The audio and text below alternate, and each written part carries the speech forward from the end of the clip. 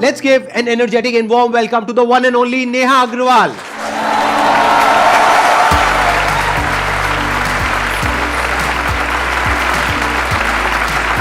Please.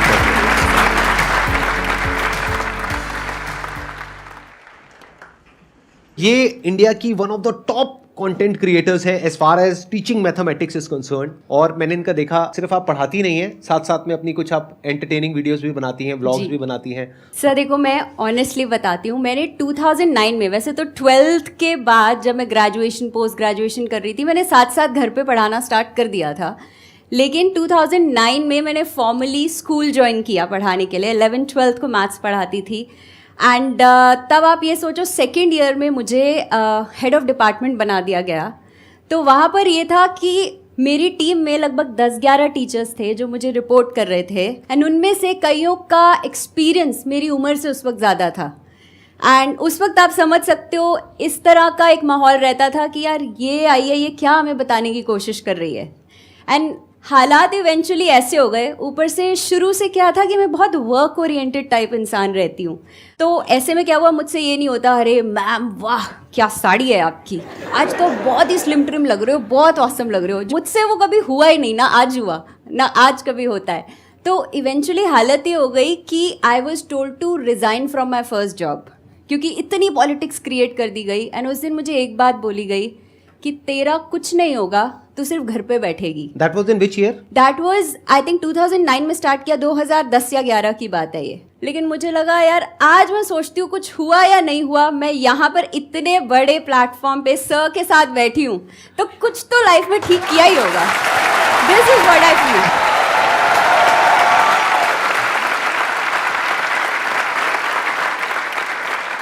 मेरा interest आ रहा है आपकी जर्नी में। जब आपकी जॉब चली गई जी, फिर उसके बाद में आपने क्या किया? तो सर एक्चुअली क्या है ना कि दिमाग में ये चीज़ तो काफ़ी टाइम से चल रही थी। उस दिन मुझे लगा यार कुछ तो करना है, क्योंकि मैं हमेशा से बिलीव करती हूँ कि यार बोलो मत, अपने काम को जवाब देने दो।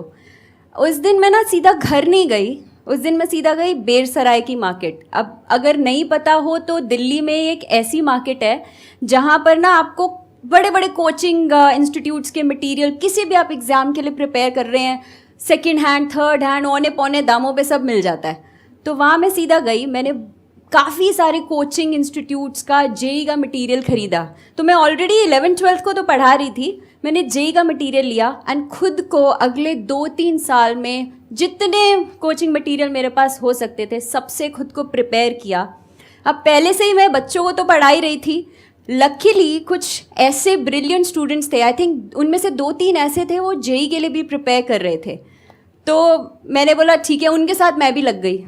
जब रिज़ल्ट आया, they got excellent results, excellent ranks and वहाँ से मुझे कॉन्फिडेंस आ गया कि अब मुड़ के नहीं देखना। उसके बाद बस मैंने डिसाइड किया अब आगे ही आगे बढ़ना है एंड इसको और एक्सप्लोर करना है। क्लैरिटी आ गई है एंड आज मैं सोचती हूँ अगर मेरे साथ वो चीज़ ना हुई होती, मुझे एक तरीके से वो लात ना पड़ी होती, तो सोच तो बहुत टाइम से रही थी, उस मार्केट से बहुत बार निकलती थी सामने से, लेकिन शायद एक करने की हिम्मत मुझे उस दिन मिली।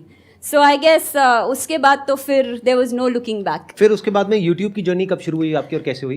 एज अ टीचर मेरी शुरू से ये पॉलिसी रही है कि कोई भी बच्चा अगर मेरे से डाउट पूछने आया है तो मैं उसको ना नहीं बोलूँगी, क्योंकि ये चीज़ मैंने फील करी है। जब एक ब्रिलियंट बच्चा होता है उसमें हिम्मत होती है, वो पूछ लेता है, लेकिन एक जो एवरेज बच्चा होगा उसके अंदर हमेशा एक हेजिटेशन होती है कि यार मैं पूछूंगा लोग हंसेंगे तो नहीं, बोलेंगे क्या बेवकूफ़ है, ये भी नहीं आता।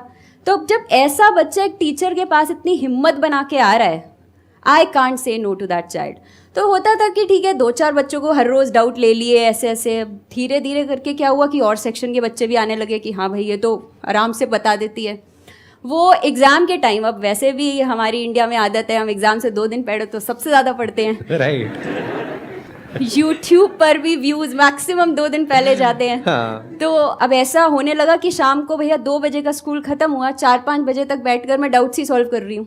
देन आई थॉट कि this is not the most efficient way, क्योंकि मैं बच्चों को मतलब किसी को मैं सुबह वही चीज़ बता रही हूँ, किसी को कल वही चीज़ बता रही हूँ, तो क्यों ना अपने वीडियोज़ को रिकॉर्ड करके मैं यूट्यूब जैसे प्लेटफॉर्म पे डालूँ जहाँ पे कोई भी बच्चा कभी भी पढ़ना चाहता है।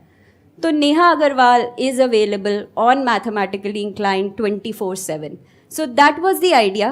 That was in which year? This is 2017. आपके माइंड में ये आइडिया कहाँ से आया? ये जो आपने कुछ शॉर्ट्स बनाई है मैंने देखा, जी. जिसमें आप कुछ एक्टिंग भी कर रही हैं, Right. और बहुत ही इंटरेस्टिंग है वो, Right. है ना? तो ये आइडिया कहाँ से आया और इतनी हिम्मत कहाँ से आई ये करने की? क्योंकि आप टीचिंग में ऑलरेडी एक लेवल पर पहुंच गई थी जब आपने ये काम शुरू किया. आई थिंक ब्लॉगिंग आपने बाद में शुरू किया. राइट. वो एक्चुअली क्या था, बीच बीच में मैं अपने चैनल पे ही डाल देती थी. अच्छा. फिर मुझे लगा कि नहीं, जो बहुत सीरियसली क्राउड पढ़ना आ रहा है, तो ये एक ह्यूमर का एलिमेंट है मेरे अंदर शायद बचपन से. सो वैसे I have been a very introvert and बहुत जैसे होता है ना गाय टाइप ओबीडियंट बच्चा, कि जहाँ मम्मी पापा ने भेज दिया, बिठा दिया, बस वही. लेकिन आई थिंक आपके मदर फादर भी है ना यहाँ पर अभी? जी.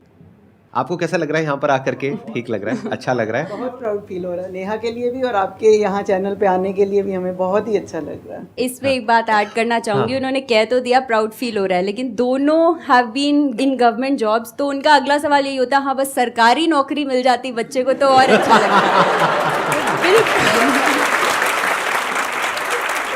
अच्छा, अभी भी हल्का सा वो है, राइट? अब तो नहीं होगा, अब तो इतना कमा रहे हो आप, इतना कुछ कर रहे हो. Right. आप आइडिया नहीं लगा सकते कितना कमा रही हो, बताएंगी भी नहीं मेरे ख्याल. बताना चाहेंगे आप? मतलब So, I जितना think जितना आप कंफर्टेबली डिस्क्लोज करना नहीं, चाहें नहीं, सर, कैमरे मैं में. बता रही हूँ ना कि मैं लाखों बच्चों का प्यार, हजारों कमेंट्स, हजारों ईमेल्स, जो मैं शायद पैसे देके भी नहीं किसी से लिखवा सकती.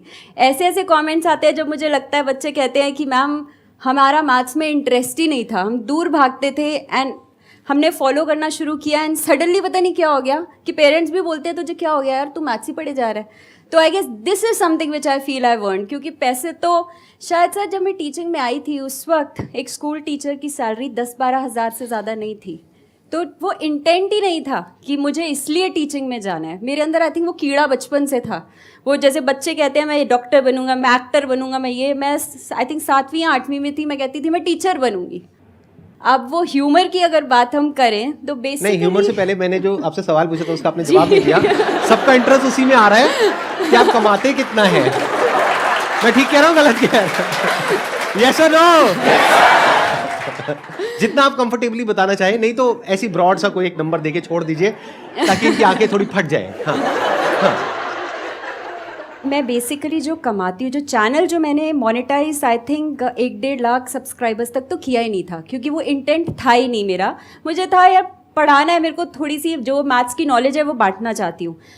When I started with this journey then I realize कि नहीं, अगर मुझे और एक्सपर्ट साथ चाहिए होंगे, जैसे कोई मेरे लिए मुझे स्लाइड्स में हेल्प कर रहा है, कोई टाइपिंग में हेल्प कर रहा है, कोई एक्सपर्ट्स हैं जो अपनी फील्ड के हैं, जो वो इनपुट्स दे रहे हैं. So then if I have to sustain this model, तो मुझे कुछ ना कुछ यहाँ पर ऑन करना पड़ेगा. तो डेफिनेटली मैं इतना तो कमा लेती हूँ, एंड मेरे और भी बहुत प्रोजेक्ट्स चलते हैं.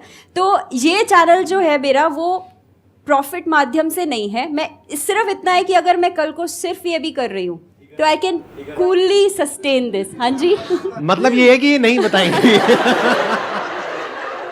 चलो अब आगे बढ़ते हैं. हाँ, आप बात कर रहे थे ह्यूमर की, कि Right. ह्यूमर वाला पॉइंट कहाँ से आया?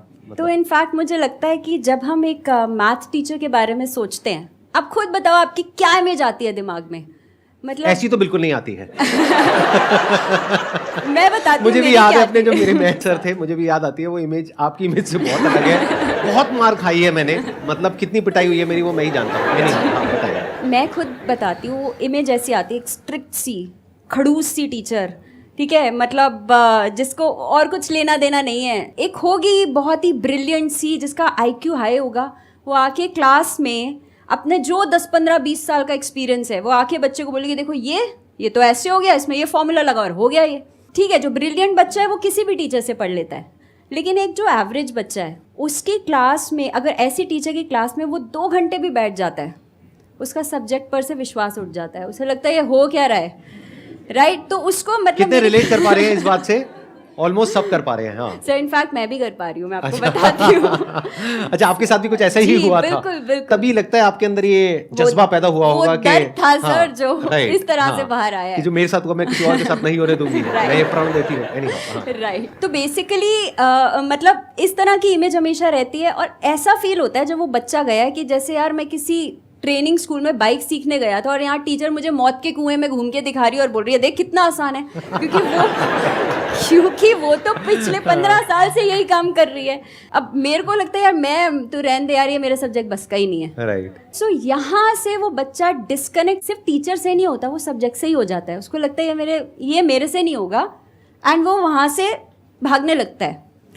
अब वहाँ पे मुझे लगता है कि मेरे जैसी टीचर जो एक बहुत एवरेज टीचर है, जो उतनी ब्रिलियंट नहीं है, जो खुद उन बच्चों में से ही आई है, क्योंकि मेरी खुद ये हालत होती थी, मम्मी पापा यहाँ बैठे हैं, जिसको मैथ्स को देख के रोना आता था, जो बोलता था यार मेरे मैथ्स बस की है ही नहीं। मतलब 11th में जब मैंने एंटर किया था, मैंने मैथ्स ड्रॉप कर दिया था। मैंने कहा था मेरे बस का नहीं है, मुझे नहीं पढ़ना। वो आई थिंक पापा के कहने पर कि ले लो, ट्राई करके देख लो, उनकी हमेशा से आदत रही है फोर्स नहीं करना, लेकिन पीछे से हल्का से कह देना कि चलो ट्राई करके देख लो बेटा, शायद अच्छा लगे। तो वो उस वक्त इसी तरह से लिया था। तो आई गेस मुझे लगता है कि मैथ्स वैसे ही इतना भारी भरकम, बच्चे वैसे ही बोझ के तले दबे हुए हैं। आप देखो 11th में आते हैं तो वैसे ही वो वॉल्यूम में और टफनेस में 10x हो जाता है। उसके ऊपर मैं भी आकर ऐसा चेहरा बना के और शुरू हो जाऊँ कि अब ये पढ़ना है, तो मेरे ख्याल से मैं खुद भी नहीं बैठ सकती ऐसी क्लास में। So that is when I thought कि नहीं यार, दैट इज़ वाई आई से at my channel let the magic begin, कि यार अब कुछ मैजिकल करते हैं एक लाइट सी चीज़ के साथ, एक ह्यूमर के साथ। तो वो आई गेस समथिंग, क्योंकि मुझे लगता है मैं जेई के लिए पढ़ा रही हूँ 2 घंटा 2.5 घंटा मैथ्स जैसा सब्जेक्ट, बच्चा कैसे बैठेगा? आपको कहीं ना कहीं बीच में एक लाइट माहौल चाहिए, एक ह्यूमर चाहिए। सर आपके सेशंस जितने देखे हैं, I guess humour is one thing which I have learned so much from you also, कि उसके बिना I think everything is very dry, boring हो जाता है, बहुत बोरिंग हो जाता है। तो आपकी जो क्लासेस होती हैं, जैसे 2 घंटे की 3 घंटे की जो भी ऑनलाइन क्लासेस होती हैं, उसमें भी आप ह्यूमर को बीच बीच में इनकॉर्पोरेट करते हो? बिल्कुल सर, मैं क्वेश्चन के बीच में भी जोक डाल देती हूँ। जैसे क्या होता है कि कुछ टफ सा कुछ स्टेप किया तो मैं बोलती हूँ हाँ तुम पूछ रहे होगे, नहीं हाँ मैम सपना आएगा मेरे को, ये क्या हुआ कैसे ये कि, और फिर मैं बोलती हूँ नहीं बेटा पहली बात तो सपना आएगा नहीं, सपना आएगी। अब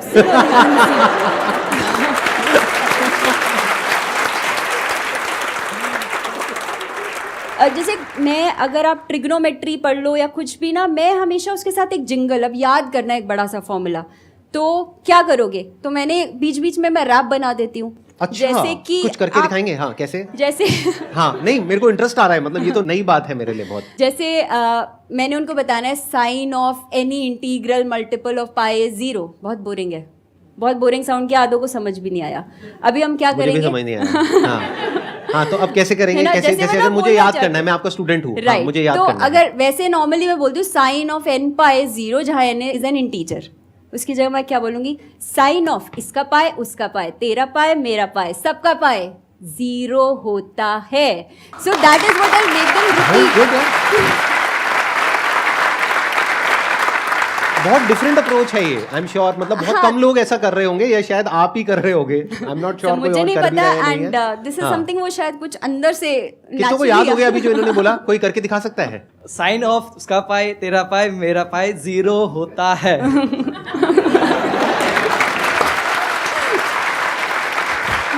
साइन ऑफ इसका पाए उसका पाए तेरा पाए मेरा पाए 0 होता है। That's it. अच्छा, मतलब सबका पाए 0 ही होता है? क्योंकि इज इट अ फैक्ट या फिर ये? नहीं सर सच में, और बस इंटीजर होना चाहिए। फिर मैं बोल देती हूँ बस इंटीग्रल मल्टीपल होना चाहिए। अच्छा, अगर इंटीजर होता है जी, तो साइन ऑफ पाए 2 कुछ भी पाए हो, 3 कैसा पाए भी हो, 4 पाए 5 पाए माइनस पाए कुछ भी 0 ही होता है। ये पाए वो पाए 0 होता है। मेरे को आज तो मैंने एक चीज तो सीखी है। बहुत सारी ऐसी एक्चुअली मैंने जैसे बनाई थी कि अब कॉस का इंटीग्रल मल्टीपल ऑफ जो पाए आता है, अब क्या है बच्चे कंफ्यूज हो जाते हैं 1 कब आएगा -1 कब आएगा। तो मैं उनको बोलती हूँ चलो आ जाओ मेरे साथ, एक मंत्र पढ़ते हैं हम लोग, क्या? इवन पॉजिटिव और नेगेटिव, इवन पॉजिटिव और नेगेटिव। मतलब अगर वो इवन मल्टीपल ऑफ पाए है वो आपको +1 देगा, और मल्टीपल ऑफ पाए है तो -1 देगा। दैट्स इट, खत्म।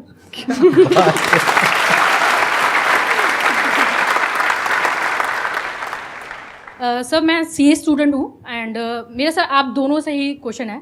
जैसे नॉर्मली सेल्फ डाउट जो होता है स्टूडेंट में, सबसे बड़ी चीज़ जो होती है सेल्फ डाउट होता है, और एक ये ऐसी चीज़ है कि अगर आप एक दीमक की तरह जिसको अंदर से खोखला करता जाएगा, तो ये सेल्फ डाउट कैसे इस चीज़ को ओवरकम करें हम लोग? आजकल एक्चुअली क्या होता है ना कि हमारा थोड़ा सा इस तरह का माहौल है कि अब आप टीवी पे चाहे एड्स देख लो कि भैया ग्लो मिलेगा इंस्टेंटली, हाइट बड़ी कर लो इंस्टेंटली इसे पी के, राइट? तो कुछ भी हमको इमीडिएटली नहीं मिलता। जैसे अब आप जब सेल्फ डाउट की बात कर रहे हो, आप जब तक कोई चीज़ ट्राई नहीं करोगे, उसमें फेल नहीं होगे, आप एक्चुअली फेल नहीं होते, सिर्फ वो एक इवेंट फेल होता है। आप सिर्फ तब हारते हो जब आप सोच लेते हो कि यार ये मेरे बस का नहीं है। आप हारते हो, आप गिरते हो, आप उठते हो, एंड तब धीरे धीरे करके आप आगे बढ़ते हो। So that is the main M. और जब आप कुछ कर रहे हो यार, किसी से compete मत करो कि ये तो ऐसा कर रहा है, वो तो वैसा कर रहा है। आप खुद यूनिक हो, जो आपके ट्रेड्स है, जो आप कर सकते हो, वो शायद कोई नहीं कर सकता। Just believe in that. कभी भी लाइफ में कोई भी चीज़ होती है उसके बारे में ये मत कहो कि ये नहीं होना चाहिए। अगर वो है तो कोई ना कोई रीज़न है। जैसे अगर बॉडी में दर्द भी है तो उसके पीछे भी कोई ना कोई रीज़न है ना। तो ये नहीं बोलना कि वो दर्द नहीं होना चाहिए, ये नहीं बोलना कि सेल्फ डाउट नहीं होना चाहिए। फॉर एग्जाम्पल, आपको गाड़ी चलानी नहीं आती, अब आप में सेल्फ डाउट आ रहा है कि कहीं एक्सीडेंट ना हो जाए। क्या ये अच्छा है, बुरा है आपके लिए? आप कहो मेरा तो कोई कुछ बिगाड़ ही नहीं सकता। पता है नहीं कि रेस क्या है, ब्रेक क्या है, उल्टा पुल्टा दबा रहे हो, जा करके चढ़ा दी किसी के ऊपर। बाकी की पूरी जिंदगी सलाखों के पीछे से झांक करके देख रहे हो। माँ बाप वहाँ पे खाना देने के लिए आ रहे हैं, बेटे जेल का खाना पता नहीं कैसा लगेगा, ले घर का खाना खा ले कभी कभी। सो समझने वाली बात क्या है यहाँ पे कि सेल्फ डाउट बुरा नहीं है। If it is coming out of lack of knowledge, lack of experience, lack of understanding, तो आपको काम किस पे करना है? सेल्फ डाउट पे काम नहीं करना है। It's an effect, not a cause. Cause को समझो। कॉज क्या है? कॉज है कि आपकी नॉलेज, आपका एक्सपीरियंस, आपकी स्किल जैसे जैसे इंप्रूव होती जाएगी, सेल्फ डाउट अपने आप ही खत्म होता चला जाएगा। I hope you got the answer.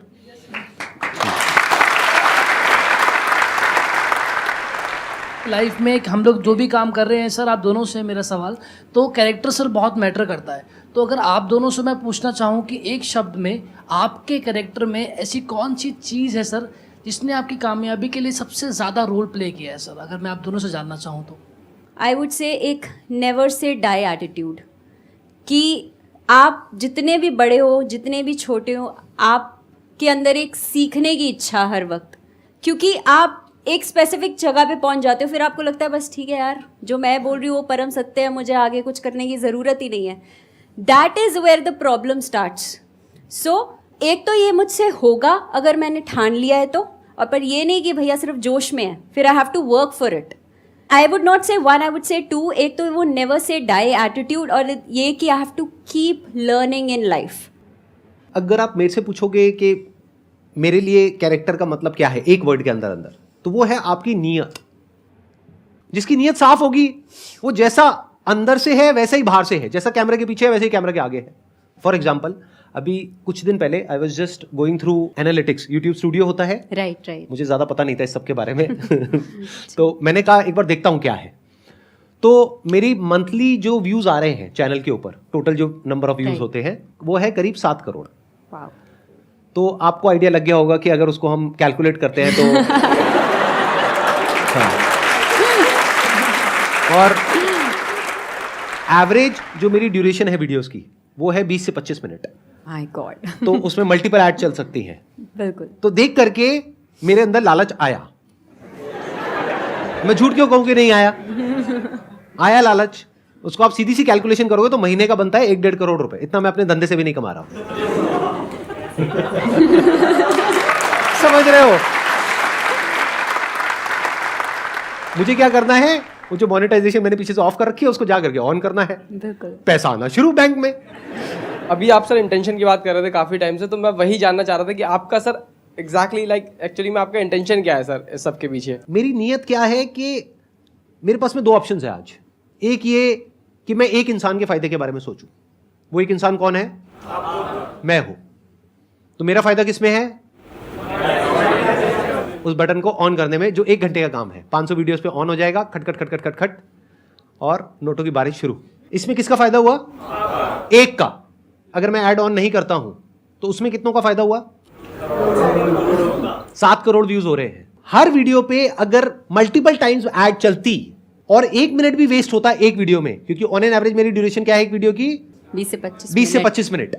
तो मान लेते हैं उसमें 1 मिनट ऐड में चला जाता है, तो क्या 7 करोड़ मिनट का टाइम खराब नहीं हो गया और लोगों का? Time is equal to money.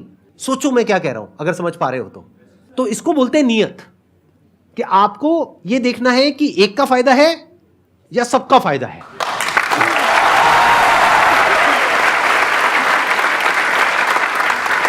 I hope आपको भी अच्छा लगा होगा यहाँ पर आकर के मुझे बहुत interact मजा करके आया, लोगों से। एब्सोल्युटली। बहुत, मतलब ये तो वो होता ही है कि एक तो आपसे मिलने का मौका तो था ही, जिसके कारण जब से आई थिंक आपकी टीम से फोन आया था नींद आनी कम हो ही गई थी, बट उसके साथ साथ यहाँ पे जो एक अलग सी वाइब है, विच आई गेस शायद हम लोग वो यूट्यूब पे नहीं देख सकते, वो जो Possible ही नहीं है, पर्सनली हाँ। एक्सपीरियंस करना है, ये जो लाइव का एक्सपीरियंस है वो अलग ही level, होता है, ये अलग ही लेवल है, अलग ही लेवल की एनर्जी है इन लोगों की। Absolutely. ये सब भरे पड़े हैं, मतलब पता नहीं कब कब से इन्होंने रजिस्टर किया हुआ है, फिर इनका सिलेक्शन हुआ है और यहाँ पर बैठे हैं। लाखों लोगों ने रजिस्टर किया हुआ है मेरी वेबसाइट पे, उसमें से रैंडमली हमारे कंप्यूटर जी ने कुछ के नाम शॉर्टलिस्ट करे हैं।